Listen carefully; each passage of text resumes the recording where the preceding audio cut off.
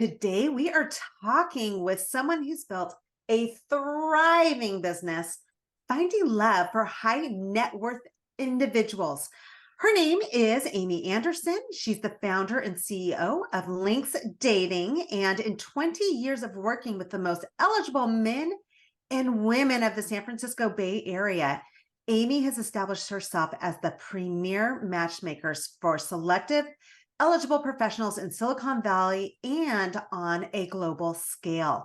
Welcome to the show, Amy. Thank you so much for having me. I'm delighted to be chatting with you today. I just have to say, I checked out your site last night and it was so much fun. I was telling you, I've been married for 30 years. However, it still is really fun to see how the other side works, right? And Yes. you have created I felt like it was kind of a beautiful way to connect people who aren't just looking for a date, but really looking for something more special. So tell us about your journey. How did you create this business? Is this what you intended when you started? Just talk to us a little bit about it. Absolutely. So I've always been an entrepreneur from the time I was a little girl. I was doing entrepreneurial, very small business ventures like cutting neighbors' flowers and reselling them their flowers from their garden and packaging it and making money on it. So I really, even at like 7 years old, I was interested in doing my own thing. And for Linx, I really developed the idea based on pure observation. I was living in Silicon Valley. Time frame is around 2000 time frame, when I was observing a really unusual disparity in the ratio of eligible men to women in Silicon Valley.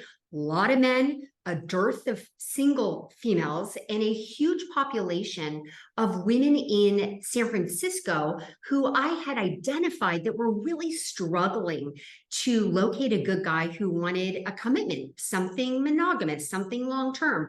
So as a young entrepreneur back then, it was really kind of based on that observation, based on the social landscape, identifying the market. And that was kind of my aha light bulb moment. Okay, there's something here. So most of the people who I talk to who build a business when they find a need tend Yeah. to be very successful, right? So how long did it take you to curate the idea behind the business? Was it always really clear to you, or did it kind of evolve? So I think that's a great question. I think it was very clear that there was an opportunity. And then that's when the excitement for me came, where I started, using the internet. This is, I think, almost pre-Google, to be honest. So I can't say Googling around. So I was, going on the World Wide Web, trying to find, information about, like, were there other matchmakers? Or would this be a online play? Like, what was it? And I didn't really know at the time, but I knew that there was an opportunity. So to be honest with you, it really took a few years of tinkering with the idea and evolving it and understanding the competitive, indirect and direct competition, kind of that landscape in the Bay Area, trying to understand who the other players were in the industry, if there were any. So then ultimately I'd be way better positioned and confident if I was actually going to start this thing. But that took a lot of work, a lot of prep work. So let me ask you this. Did you go to school to become were you a business major, or do you have something unique within you that showed you how to decipher how to set up a business that is prone for success? I was not a business major, but my father, I think growing up, I was in a home of business individuals. My mom's an artist selling her art. My dad was a business guy when he was working. Now he's retired. So I was, I suppose, really raised in a house to kind of understand just some of the basics. But I think for me, like the minute I was born, I had a fire in my belly, just knowing that I was a little bit different, and I hope different in a good way. And I think that's really kind of, just that burning desire to want to do your own thing. And like, even when I was in school, if I wasn't getting the perfect grades, I just always knew it would be okay in the end, right? So I think, though, what made me more confident about starting my business was even starting a business before Linx Dating. So this is during the dot-com era. I was a really young entrepreneur. I was fresh out of my undergrad and I studied communication in college, which gave me some confidence, certainly confidence public speaking and confidence, just engaging in conversations, particularly when I started Linx. That was really important to have that confidence and kind of conversational ability when I was trying to sell a product to people that were like 20 to 30 years my senior, so that was really, really important. But before Linx, I think what was helpful was even attempting another business during the dot-com era. I was trying to do a website for kids as a kind of content portal for them to, debate issues and have a safe forum for them to discuss different issues that adolescents face. I was out there trying to raise money for it because I didn't know. I felt like, I guess this is what I'm supposed to do. And I stumbled around, I got rejections. People weren't interested. Some of the men wanted to date me instead of fund my company. But this was all really important stuff to give me that kind of, I think, experience on a simple level, even though it ultimately didn't work, to fuel that fire from within to go to the next step and start Linx when I was really ready, right? So I don't necessarily think for your audience, for people listening today, that they need a certain major in school or to study certain things, right? I think that one has to have this incredible innate belief in themselves. That right there is really important. And then an incredible belief in what you're trying to do. And there's going to, no matter what, as an entrepreneur, there's always going to be a lot of naysayers. There's going to be people saying, oh, that's been done. What are you doing? You don't need to do that. Or there's already products like that out there. And to almost like a horse with those horse blinders on, put those blinders on, block out the noise, believe in yourself, believe in your product, and really propel yourself forward. But importantly, you got to do the research, right? And that's kind of what I did for many years, doing the research to understand the landscape and go to my competitors, understand how they run their business, kind of become a customer of different businesses. So you understand kind of the operations, or if you're trying to launch a food company, kind of understand, taste the cupcake, right? To understand like how other people are creating their products, right? And then once you have enough data, then you can kind of get down to the practical nature of how to even start this.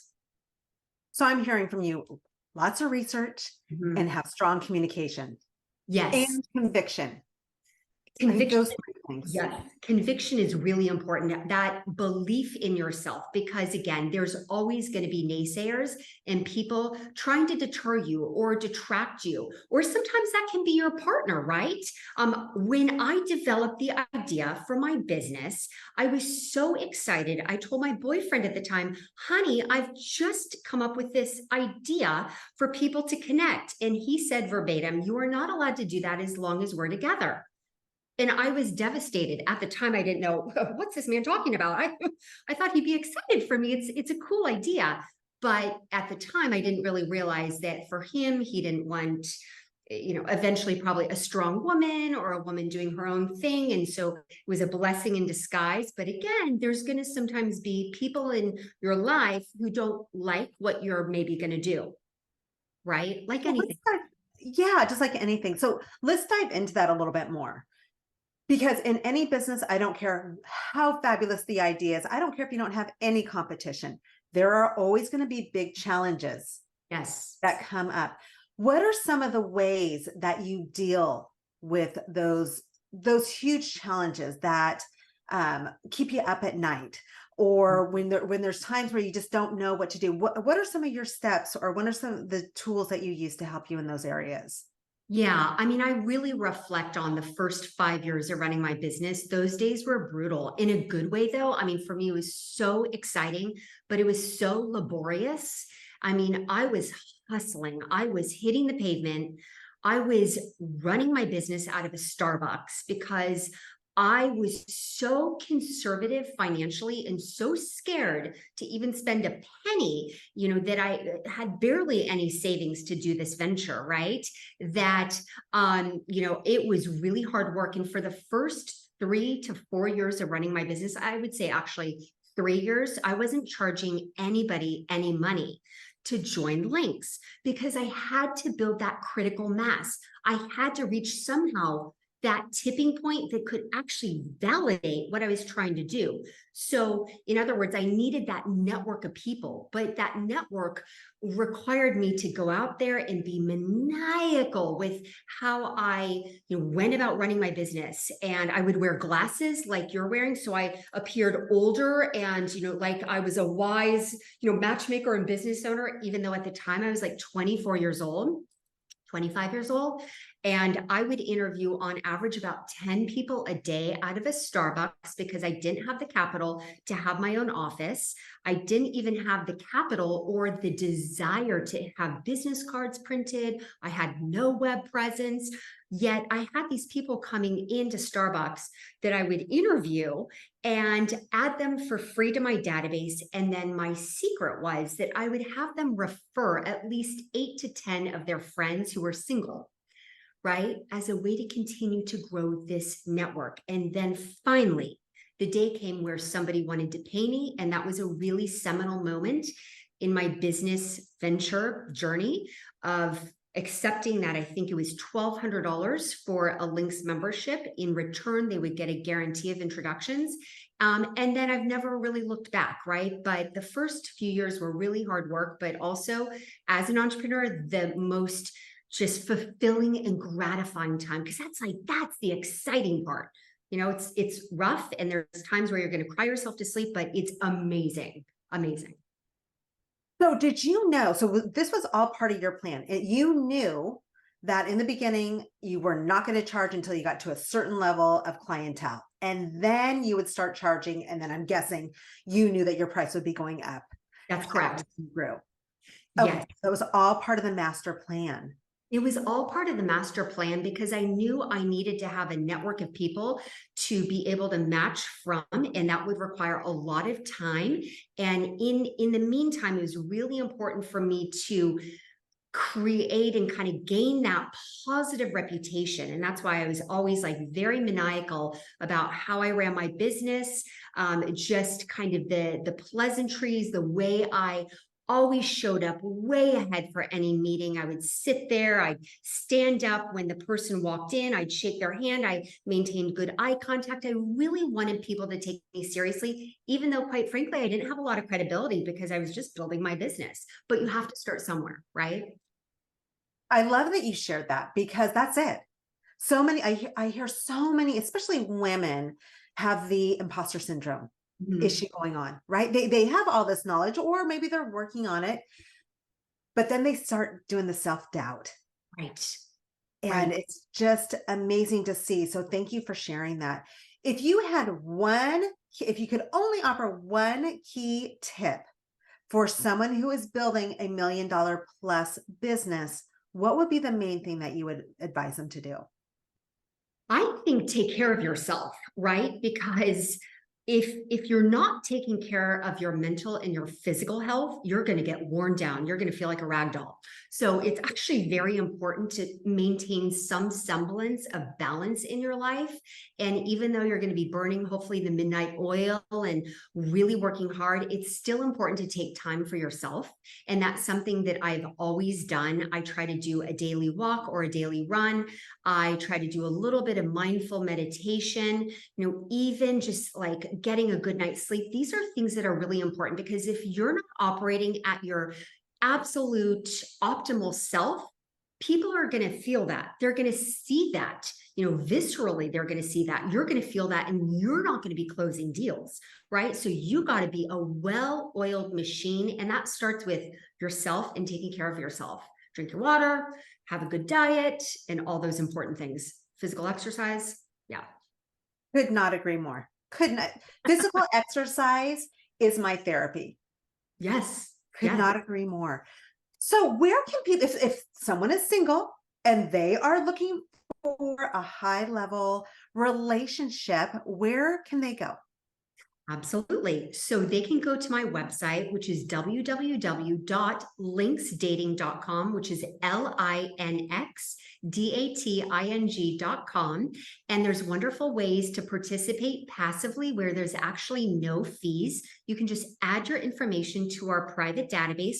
Or if you want to become a client where you get a guarantee of matches, you can definitely talk to me about that too. Wonderful. Thank you so much for being here with us, Amy, and sharing your amazing wisdom. Oh, my pleasure. It's been so nice chatting with you. Thank you. To be the best, you need to play with the best. You might not have your own personal high level circle of women yet, but you can hang with us on the Female Millionaire Show.